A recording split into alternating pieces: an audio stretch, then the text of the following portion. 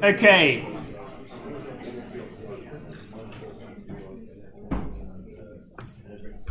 Thank you.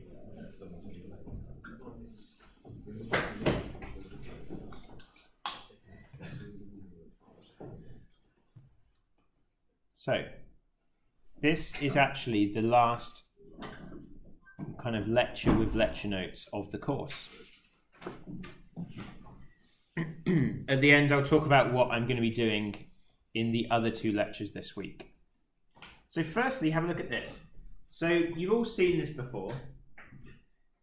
You start typing something into Google and it will automatically fill up. It will basically do an autocomplete. Can anyone think of how you might implement that? Yeah? Ajax. Good. So what's happening?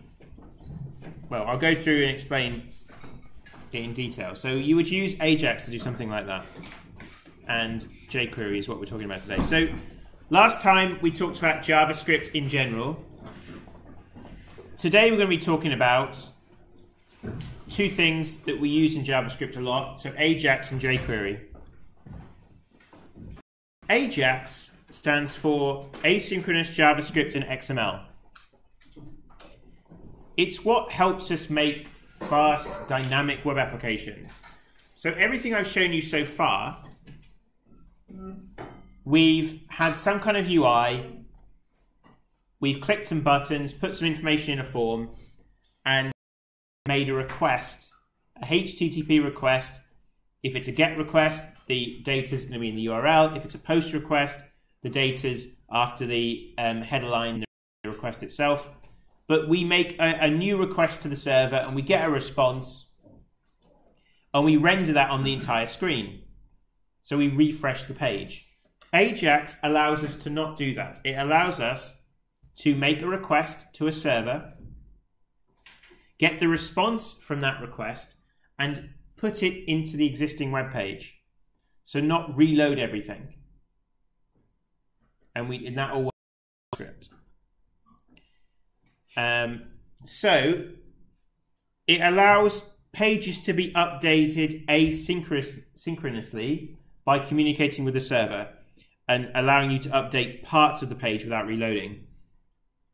It uses an XML HTTP request object to send a HTTP request. Then the data is received, and then JavaScript is used to edit the document object model, the DOM. So last time we saw that using JavaScript we can edit a DOM, we can change things on the page in real time. So all this is doing is adding a server request to that. So on the diagram here, we have our browser, some kind of event occurs. So in fact, I'll go on the next slide. So in the Google example, we type some characters into a search box. Some of you in your plans said you wanted to do this in your web application, and it's totally possible to do. We create a request object in JavaScript, send the request that goes through the internet, and then on your server you have some server-side thing going on. So in the case of Google, they'll have some AI algorithm that takes the first few letters or first few words and decides what are the most likely things that you're searching for. What's really interesting with Google is it's not just based on the popular searches, it's based on you as an individual. So it knows what you normally search for. Maybe it also is listening to you all the time, and so it has a really good idea of what you want to search for because it's heard the conversation you were having. I don't think they do that. So it does all that business on the server, then sends a response. So the browser then sees that JavaScript, that data coming in, usually as a JavaScript object notation, a JSON file, and then it does something with that and creates something on the web page. So in the case of the Google thing, the JavaScript creates the drop-down menu, and that's just a menu, just a select menu like any other, with some clever formatting that makes it look a bit more. So you can totally use Ajax and jQuery in your ASP.NET Core project. Last year, the mark scheme was different, and this was part of a requirement. This is very much now high end of the marks. JavaScript actually you're already using if you've got client-side validation working. But I'm not going to teach you how to do any of this. This is something that I'm leaving here as something you need to go out and look how to do by using the documentation. Okay, and because that is a skill you need to learn, you will not learn that skill if I tell you what all the documentation means. Okay, there needs to be something, and this is going to be the biggest thing that is left for you to figure out. And I know some people are worrying about the coursework because I talked to Steve and he told me that you're worried about it. Don't be. We have, from after this week, we have 4 hours of lab every week. That is, and if you come to those labs, that's a lot of time, much more time than they had last year. I deliberately had the timetable like this, so you had time to figure out this stuff. And it is difficult, and I've thrown a lot of this at you very quickly. But as I've said before, the idea is that you've had this all thrown at you. I've done some live coding to show you. All that stuff is on videos, apart from the ones where Windows Update broke it. But I've suggested replacements where that isn't the case. Okay, it's all there for you, but you need to actually start coding.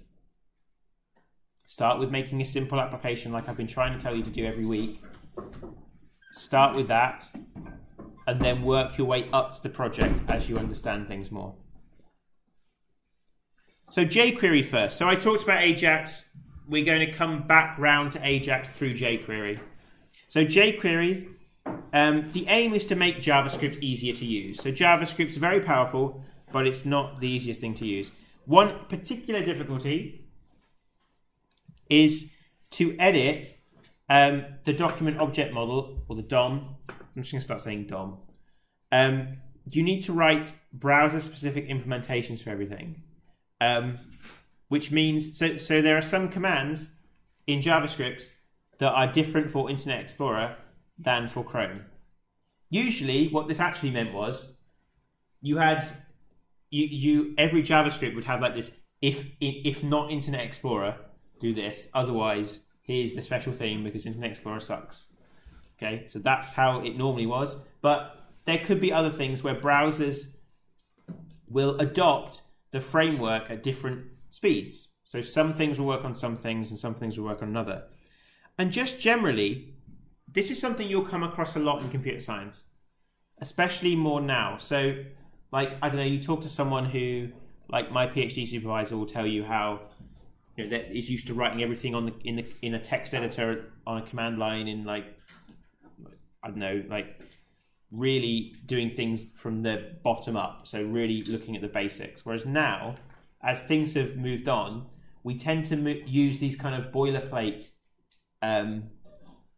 libraries to do a lot of that, to get rid of a lot of those issues. Like a common mistake, and particularly people like you will make, is you'll want to do a thing and you'll feel like you have to write everything from first principles and like implement everything yourself.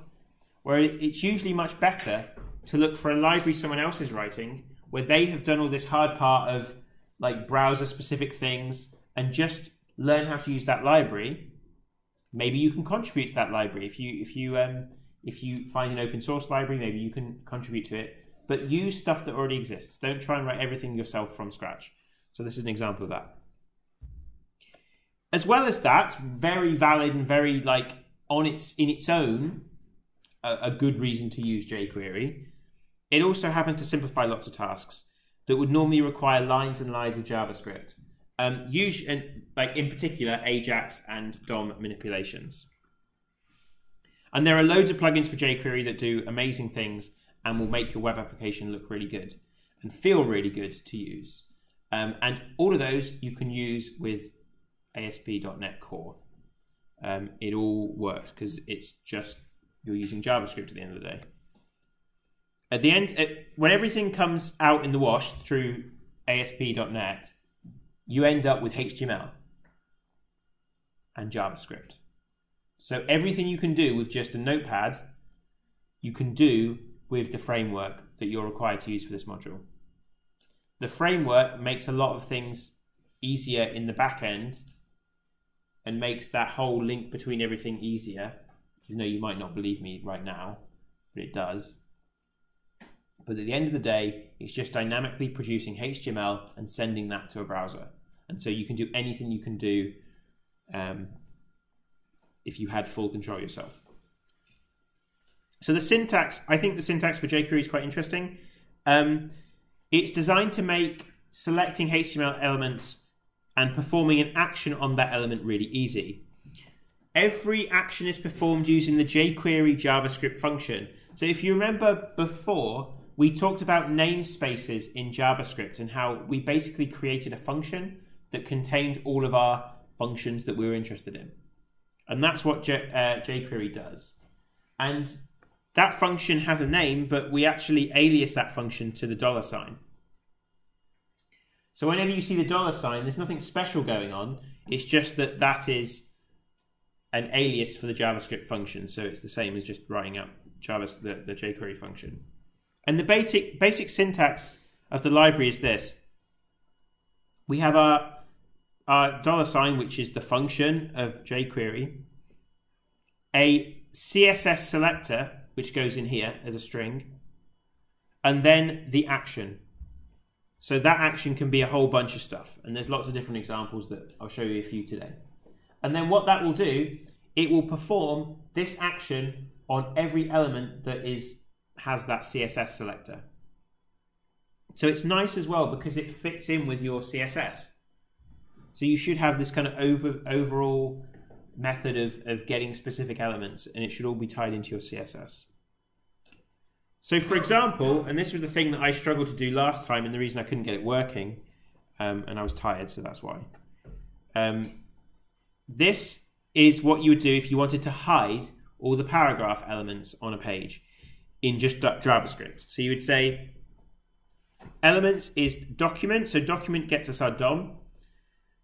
.get elements by tag name P, so that would get all of the paragraph elements, and it puts it in an array. Then I've got to loop through that array. So for I equals 0 to length of that array, then I can get each one and change the display to none. Okay, so that's 1, 2, 3, 4 lines, if you count the curly brace.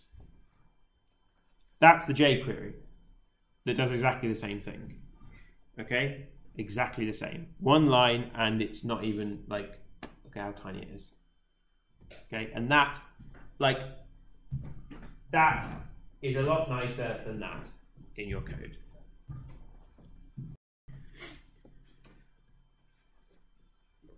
Last time I said to you that you should try and put your JavaScript towards the end of your HTML.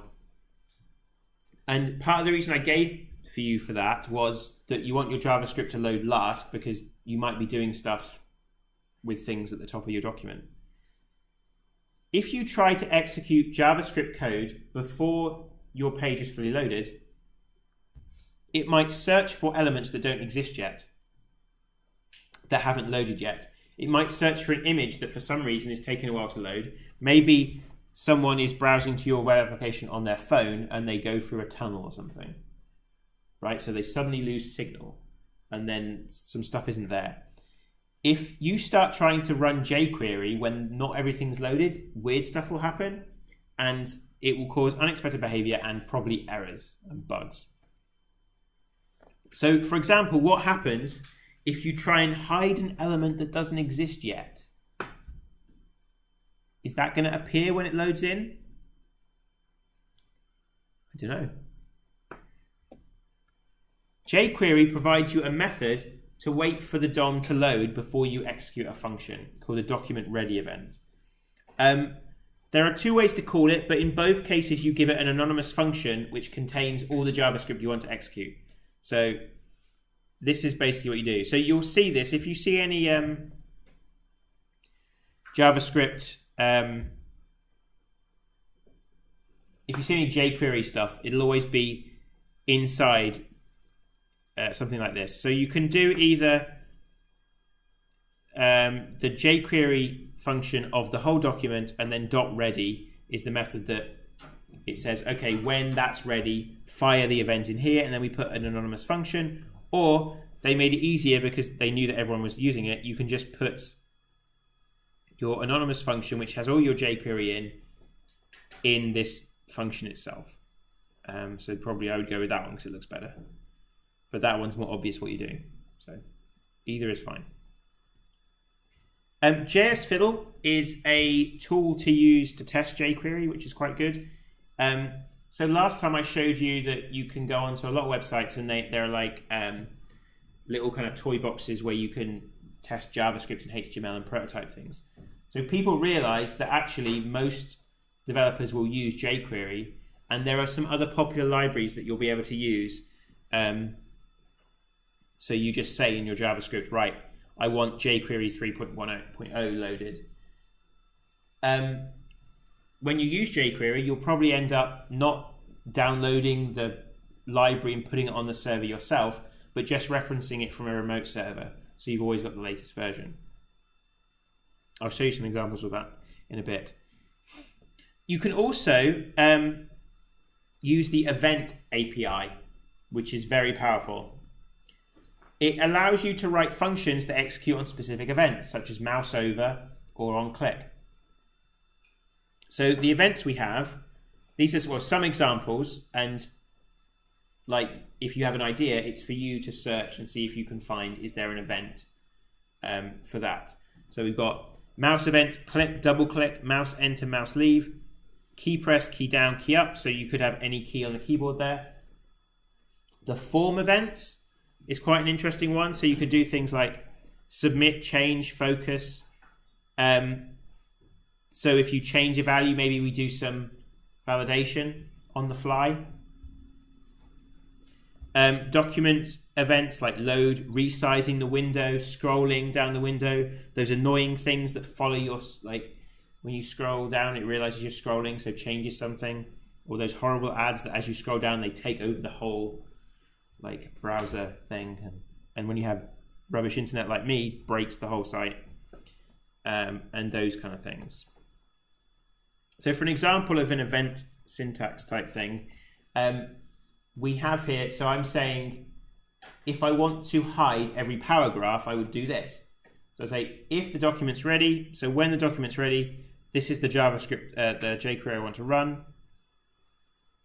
All the paragraph elements, so I've got my CS selector, .click, and then inside there is the function I want to run when you click on an element. And again, that itself is jQuery. So I've got this.hide. And this is always the element that I'm in.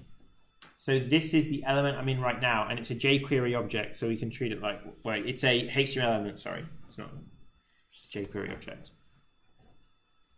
So, I mean, you could just use normal JavaScript. You can do what you want. You can put what you want in there. But usually it will be more jQuery. So a slightly more complex example. Say we have a CSS class highlight that is red. Then we could do something like this. So document ready, when the document's ready. All paragraph elements, we say on mouse over, which is an event.